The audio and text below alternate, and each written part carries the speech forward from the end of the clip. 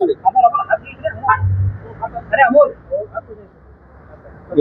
सर्वप्रथम माझे आदर्श माझे नेते दिवंगत आदरणीय अजितदादांना मी निवडणूक समर्पित करतो। या निमित्ताने राज्याचे लोकप्रिय मुख्यमंत्री देवेंद्रजी असतील, त्याचबरोबर उपमुख्यमंत्री एकनाथराव शिंदे साहेब असतील, आमच्या नेत्या आदरणीय सुनीत्रा काकी असतील, माझे वडील आदरणीय तटकरे साहेब, भारतीय जनता पक्षाचे प्रदेशाध्यक्ष रवींद्रजी चव्हाण साहेब असतील, त्याचबरोबर रत्नागिरीचे पालकमंत्री उदय सामंत साहेब, नितेशजी राणे, आदरणीय भरतशेठ गोगावले साहेब, माझी भगिनी आदितीताई, त्याचबरोबरच भैया सामंत असतील, निलेशजी असतील, सन्मान्य प्रमोदजी जठार साहेब असतील, त्याचबरोबर महेंद्र थोरवे साहेब असतील,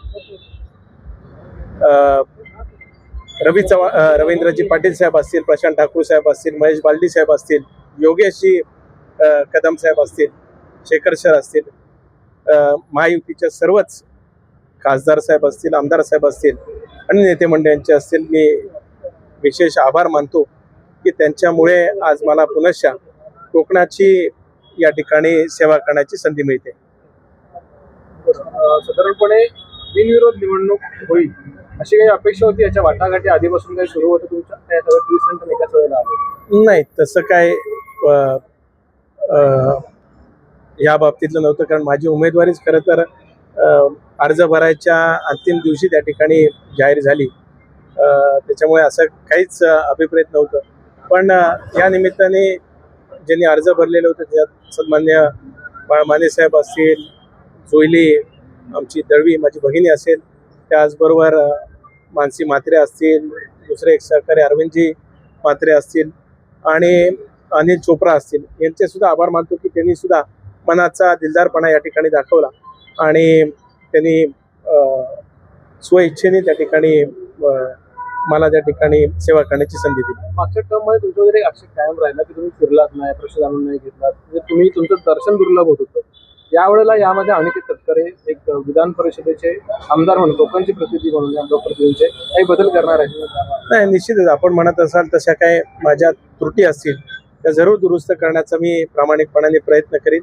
आपल्यासारखे पत्रकार मोदे जे समाजाचं प्रतिनिधित्व करतात त्यांच्या ज्या काही सूचना असतात त्याचं पालन करून माझ्यामध्ये सुद्धा कशा पद्धतीने सुधारणा करता येईल तो करण्याचा निश्चितच प्रयत्न त्या ठिकाणी करेन। 5 वर्षानंतर एकदाच रत्नागिरी जिल्ह्यात येतात, तो पण उमेदवारी अर्ज भरण्यासाठी, कारण ते आमदार किंवा मंत्री असू शकतात त्या जिल्ह्यात, पण सदस्यांचे पण काही प्रश्न असतात। मला ताई जरूर आपण म्हटलेलं मान्य आहे, पण माझ्या 6 वर्षाच्या कालखंडातील एकही DPCची बैठक असेल, ज्या वेळेस खरीपची बैठक असेल, त्याच्याखेरीज सुद्धा मध्यंतरी करोनाचा कालखंड झाला, निसर्ग चक्रीवादळ झालं, तौक्ते चक्रीवादळ झालं, त्याचबरोबर इतर सुद्धा काही आंबा बागायतदारांचे प्रश्न असतील, मुंबई महामार्गासारखा गेले 14 वर्ष सुरू असलेला आपला प्रश्न असेल, काजू बागायतदारांचे असतील, मच्छीमारांचे प्रश्न असतील, मी माझ्या परीने मांडण्याचा प्रामाणिकपणाने प्रयत्न केला। आपण म्हणताय तसं जरूर त्याच्यामध्ये अधिकच्या फेऱ्या रत्नागिरी सिंधुदुर्ग मध्ये वाढवण्याचा प्रयत्न निश्चितच मी करेन। महत्वाचा रोल कोणाचा म्हणावा लागेल? निवडणूक बिनविरोध होण्यामागे महत्वाचा रोल कोणाचा म्हणावा लागेल?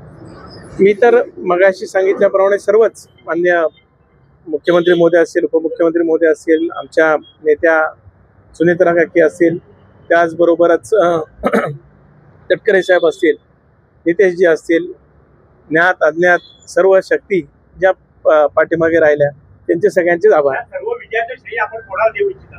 मी मगाशी सांगितलं साहेब, मी हा विजय माझे नेते दिवंगत अजितदादा पवार यांना समर्पित करतो।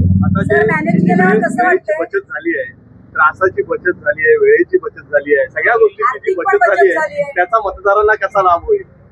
नाही, तसं ओव्हरऑल निवडणुकीमध्ये आपण असं म्हणजे शेवटी प्रचार हा भाग त्या ठिकाणी असतोच, पण जरी आता ही निवडणूक आपण म्हणतात तसं बिनविरोध जरी झाली असेल तरी पुढच्या 10 दिवसामध्ये सगळ्या मतदारांना जसं उमेदवार म्हणून मी गाठीभेटी घेणार होतो तसं घेण्याचा माझा निश्चितच पुढच्या 10 दिवसामध्ये प्रयत्न राहणार आहे। सर, सगळं मॅनेज झाल्यावर कसं वाटतंय? रिलॅक्स? 2018 मध्ये आपल्याला मिळालेला होता, आता पुन्हा एकदा उमेदवारी अर्ज मागे घ्यायच्या दिवशी एक वेगळे चित्र पाहायला मिळतं. नाही, मी मगाशी सांगितलं ना, ज्ञात अज्ञात सर्वांचंच मी मनापासून या ठिकाणी आभार व्यक्त सर करतो. माझ्या